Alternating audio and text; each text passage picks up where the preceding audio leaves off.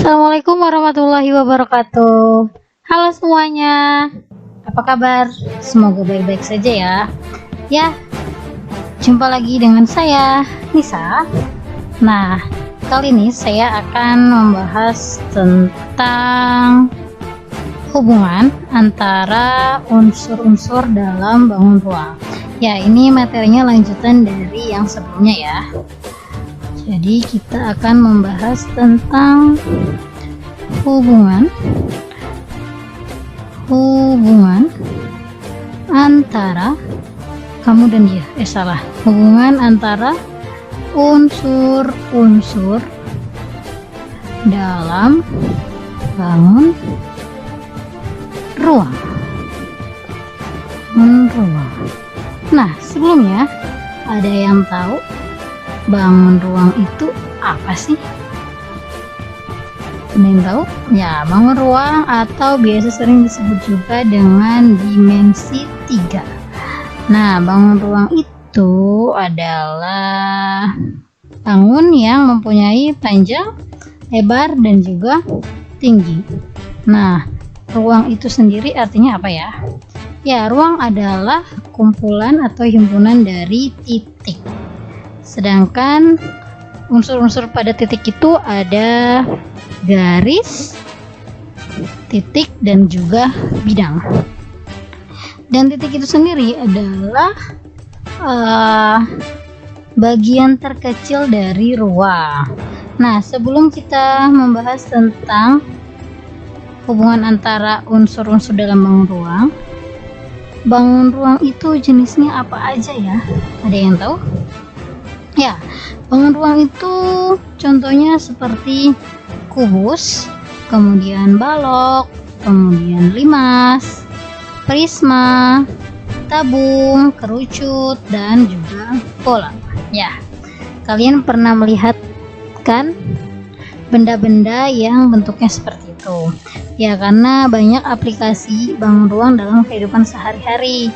Contohnya yaitu ruangan yang berbentuk balok atau kubus, kemudian bola ya yang sering kalian atau kita sering tonton ya. Bola itu termasuk jenis bangun ruang. Kemudian ada pembatas trotoar biasanya yang warnanya oranye, itu seperti kerucut, dan masih banyak hal lainnya. Nah, sebelum kita membahas lebih jauh, sekarang kita akan membuat peta konsepnya dulu ya. Dalam hubungan antara unsur-unsur dalam bangun ruang itu membahas apa aja sih? Nah, yang pertama yaitu ada jarak pada bangun ruang. Jarak pada bangun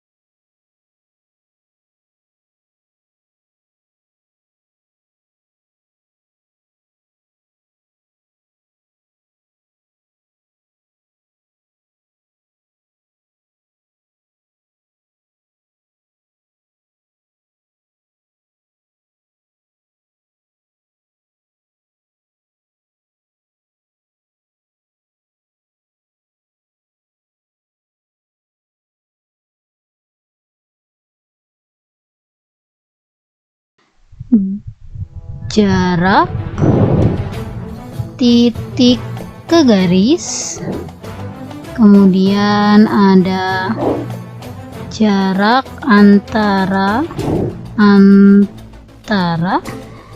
titik dengan bidang, kemudian ada jarak antara dua garis bersilangan,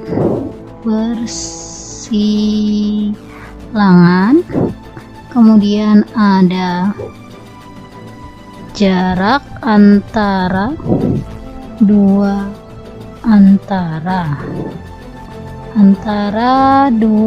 garis sejajar. Lalu yang kelima ada jarak antara garis dan bidang. Dan yang keenam ada jarak antara dua bidang yang sejajar. Nah, ini termasuk ke dalam jarak pada bangun ruang. Saya gariskan. Ya. Sedangkan pada sudut dibagi lagi menjadi 4. Yang pertama yaitu sudut antara dua garis,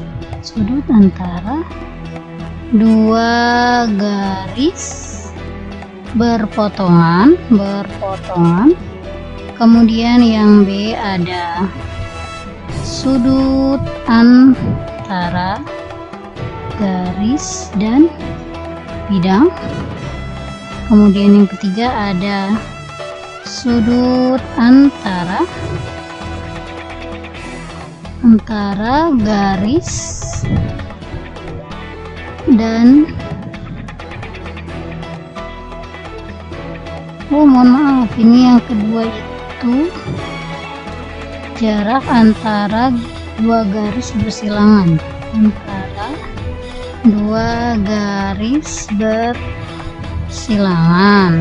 Nah, yang C jarak sudut antara garis dan bidang. Kemudian yang terakhir ada sudut antara dua bidang. Ini masuk dalam sudut.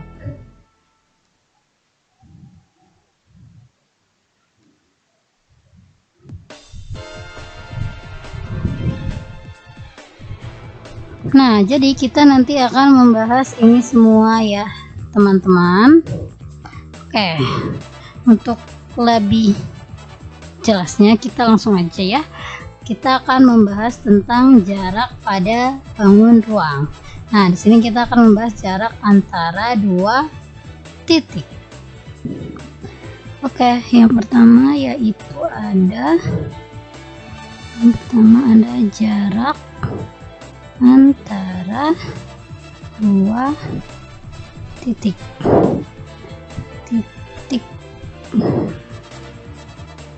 Ini yang pertama. Terus di sini misalnya saya gambar kubus.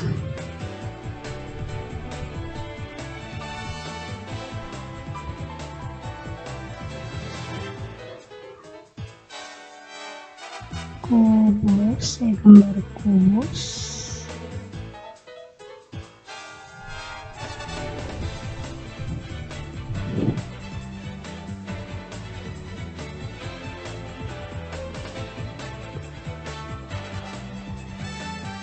Ya, ini kubus. Terus kubusnya yaitu kubus A, B,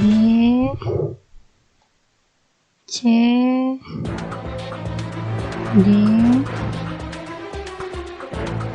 E, F,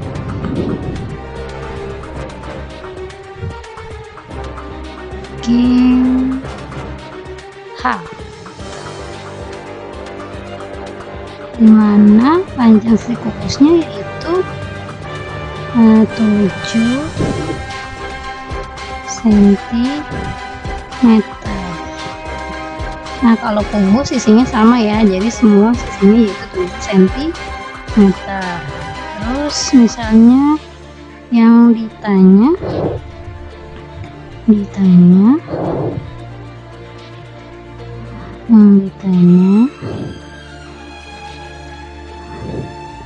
yaitu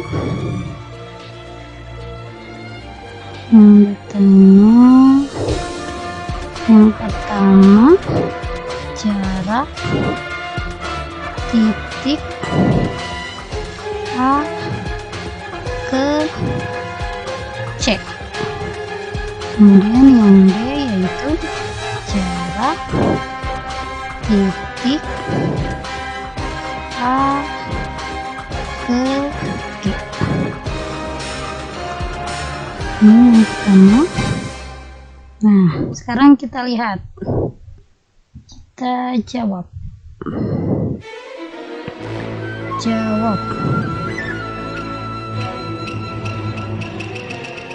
Sini jawabnya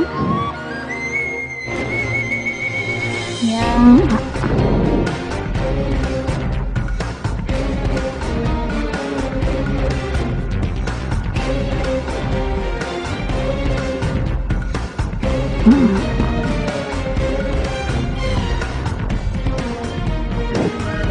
A titik A ke C. A ke titik C.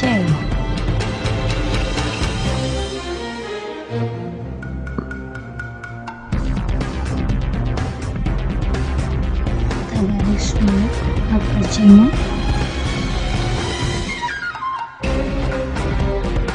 A ke C.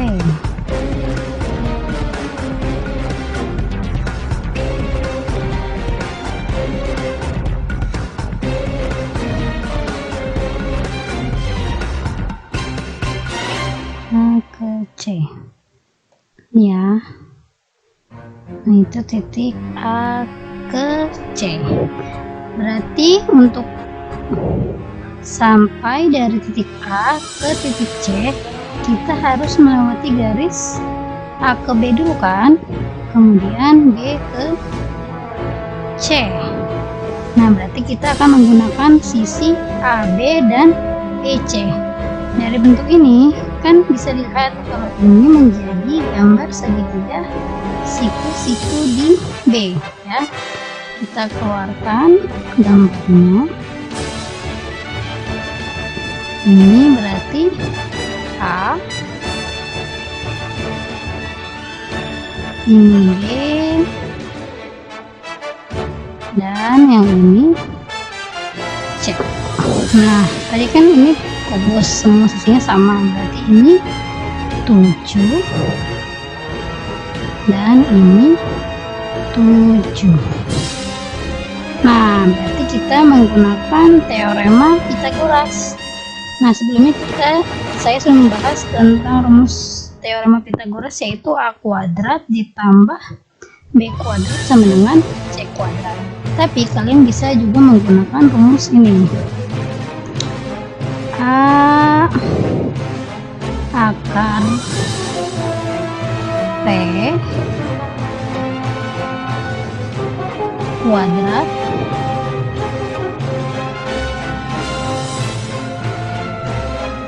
ditambah A akar Q kuadrat sama dengan A akar P ditambah Q.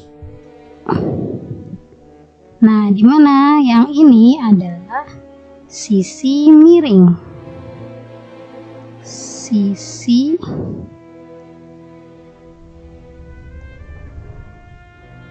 miring. Pakai teks saja biar lebih bagus. Yaitu sisi miring, berarti sisi C ya. Biasanya sisi miring. Kenapa dia sisi miringnya? Nah, tapi rumus ini hanya berlaku jika nilai A-nya sama ya, atau sisinya itu sama. Nah, karena ini sama-sama 7, berarti kita bisa menggunakan rumus ini. Terus akar P-nya gimana? Nah, akar P-nya itu kita lihat. Misalnya kita tulis P-nya 1. Akar 1 itu berapa sih? 1 kan? Nah, jadi dia tidak mengubah nilai si 7 kan? Jadi karena 7 dikali 1 hasilnya tetap 7. Terus Q-nya berapa? Q-nya juga sama, yaitu 1. Karena akar 1, 1. 7 dikali 1, 7. Jadi di sini jawabannya 7 akar 1 dikuadratkan, mohon maaf ini ada akarnya ya, akar. Nah, ini juga ada akarnya,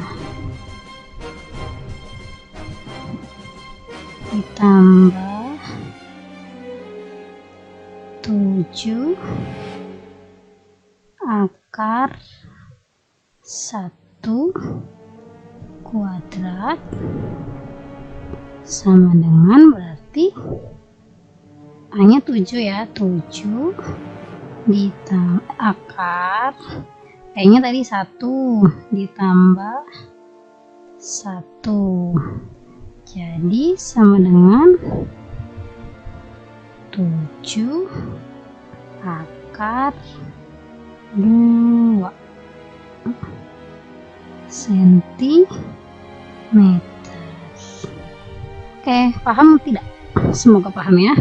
Nah, selain pakai rumus ini, Pythagoras yang ini, kita juga bisa langsung mengetahui, karena untuk kubus kita dapat langsung mengetahui si diagonal bidang dari si kubus. Ini namanya diagonal bidang ya, karena membelah bidang menjadi 2, yaitu sisi garis A ke C, atau bisa juga B ke D.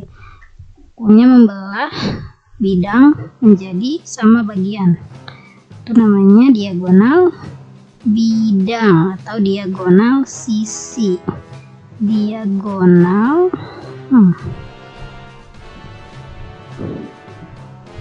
diagonal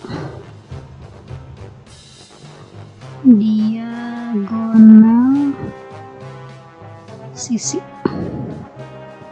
karena itu sisi si AC, diagonal sisi, yaitu rumusnya adalah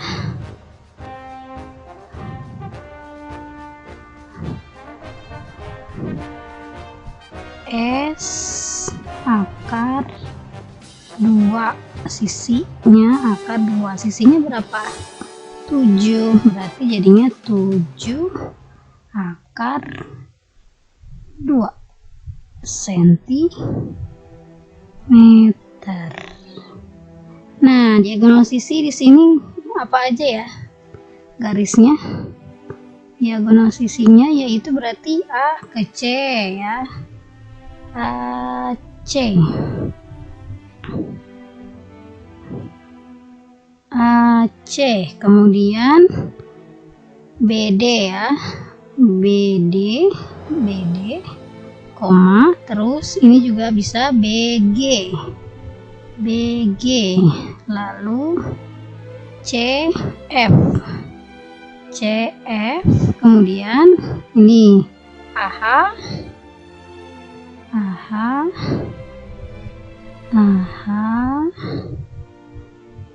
lalu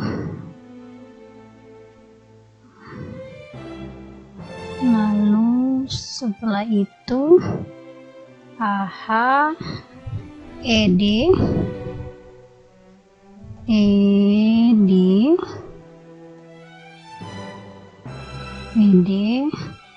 lalu ada CH,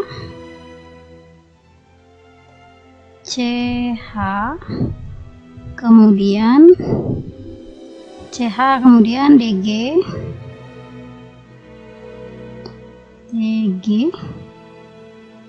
lalu ada AC sudah ya, BD sudah, AF sudah belum? Belum, berarti AF,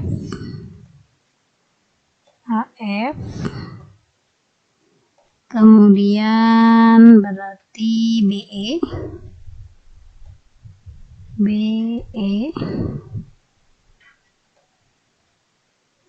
lalu ada EG, belum ya, EG,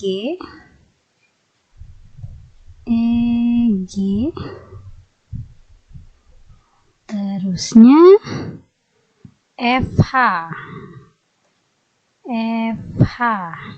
karena ada 8 sisi, 8 ya sisi ya, 1, 2, 3, 4, 5, 6, 8 atau 6? 6 ya, ini 1 depan, 2 belakang, 3, 4, 5, 6, terus dikali 2 karena di perpotongannya menjadi 2, berarti ada 12. 1, 2, 3, 4, 5, 6, 7, 8, 9, 10, 11, 12. Sudah pas ya.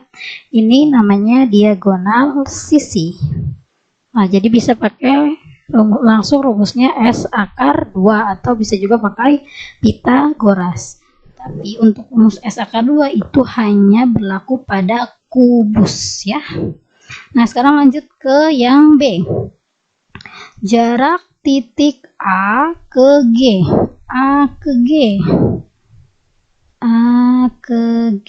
Kita garis pakai penggarisnya biar lebih rapi. A ke G.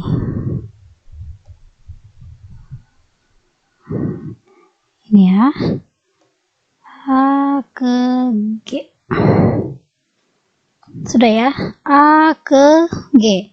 Nah, untuk mengetahui jarak antara titik A ke G, berarti kita melewati yang mana rutenya? Nah, ya betul, kita melewati garis AC dan juga CG. Sehingga kita bisa mencari jarak titik A ke G. Nah, kita jawab ACG ya. Yang B. Kita jawab yang B.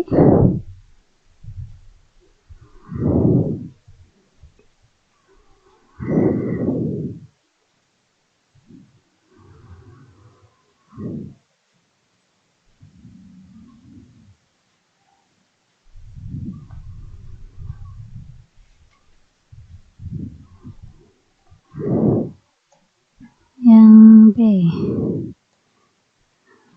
Di sini aja. Yang B.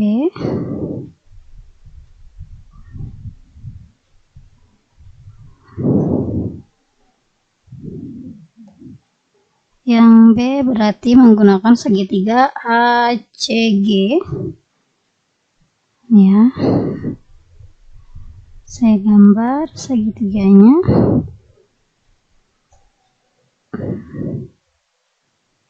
Segitiga siku-siku ya, karena siku-sikunya di titik C. Ini berarti A, C, G. Nah, panjang CG yaitu 7. Lalu AC-nya tadi kita sudah cari, yaitu 7 akar 2. Nah, berarti langsung bisa kita dapat panjang garis A ke G pakai rumus yang tadi ya. Nah, pakai rumus yang tadi berarti langsung aja AG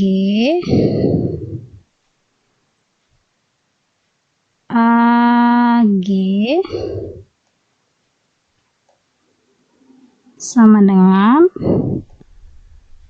A akar P plus kaki. Nah, karena sudah sama-sama 7 kan, A-nya 7. Yang ini berarti jadi 7 akar 1 karena tidak merubah si 7-nya. Berarti A-nya 7 akar P-nya misalnya 2 ditambah 1 sama dengan 7 akar 3. Nah, paham ya? Nah, sekarang kita lihat A ke G. Nah, A ke G itu dia melewati apa sih kalau yang di tengah-tengah ini namanya? Ruang kan ya? Ya, jadi AG itu namanya diagonal ruang. Terus mana lagi yang diagonal ruang? Nah, yaitu ada B ke titik H. Kemudian ada C ke titik E. Lalu ada titik D ke F. Di sini kita tulis diagonal ruang. Diagonal ruang. Yaitu AG, HB, terus tadi apa lagi? AG, HB, kemudian EC dan DF. EC, EC dan DF. Ini namanya diagonal ruang. Nah, diagonal ruang itu punya rumusnya juga sendiri, yaitu kalau diagonal sisi S akar 2, kalau diagonal ruang rumusnya yaitu S akar 3. Ini mohon maaf satuannya jangan lupa yaitu sentimeter. Nah, tadi sisinya berapa? Sisi kubus 7 kan? Berarti 7 akar 3 sentimeter. Oke, sudah paham ya sampai sini? Semoga kalian paham.